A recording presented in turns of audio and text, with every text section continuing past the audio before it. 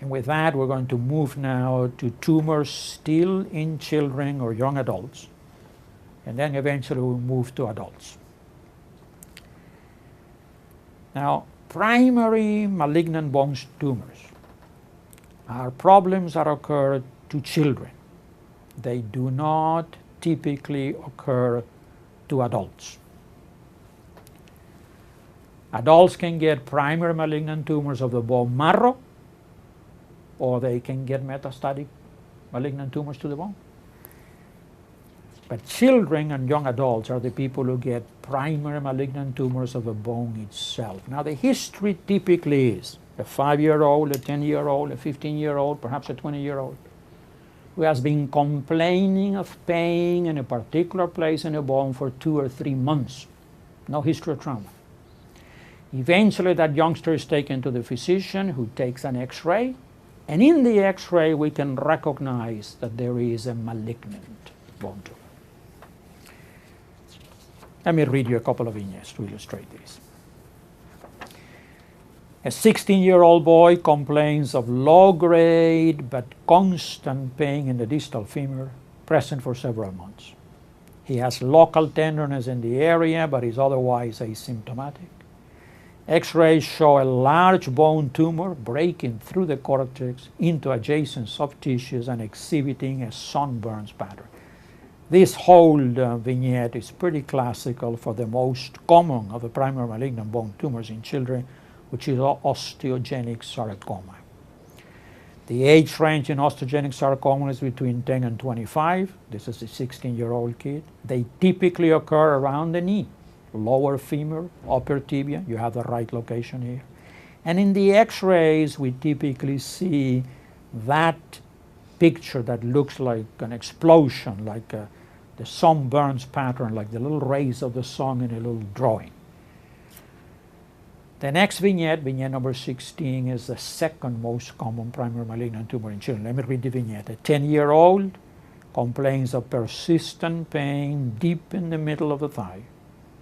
X-rays show a large fusiform bone tumor pushing the cortex out and producing periosteal onion skinning. This is the second most common type, Ewing sarcoma. The Ewing sarcoma affects younger children, range 5 to 15. It grows in the diaphyses of long bones, and one of the typical X-ray findings is that onion skinning, periosteal onion skinning. In either of these, you are expected to recognize this is a malignant bone tumor, but probably you will not be asked to go any further. Most of these cases in real life are referred to orthopedic surgeons who have additional training in orthopedic cancers, and so you will not be asked to do biopsies or do any other interventions. We now have for you a few pictures of bone tumors in children. This one you're looking at is a chondrosarcoma. We did not talk about that one on the vignettes. But this is one that we did mention, the osteosarcoma. And you see how that tumor is invading into the soft tissues and has a fussy appearance around the edges. Here is another example of the same type of tumor on a CT scan. And I want you to pay particular attention to the next one. This is a little subtle, a little more difficult to see, but this is a very beautiful picture, in fact, of the Ewing's sarcoma. You recognize that the abnormal growth is in the diaphyses of the bone, right in the middle part of the bone, which looks bulgy. And if you look carefully, you see the periosteal onion skinning, the little lines, little concentric lines around where the tumor is. Now let's continue to talk about tumors, but now those that affect the adult. Now remember, these are very few, very limited. Vignette number 17. A 66-year-old woman picks up a bag of groceries and her arm snaps broken. Now this is what we call a pathological fracture. It happened for trivial reasons, but this means metastatic tumor to the bone. Remember, an old lady would not be likely to develop a primary malignant bone tumor. That happens to younger people. And so this is metastatic tumor of the osteolytic type. It has eaten away the bone. There is a little shell left that breaks when she picks up the bag of groceries. X-rays will show that. And then we look for the primary tumor, which in women would most frequently be the breast, and in men it would be the lung. And then we treat the primary tumor, and the metastasis can also be treated, can be radiated. The orthopedic surgeons can put a rod or something to stabilize that bone. So there is management that can follow on this case.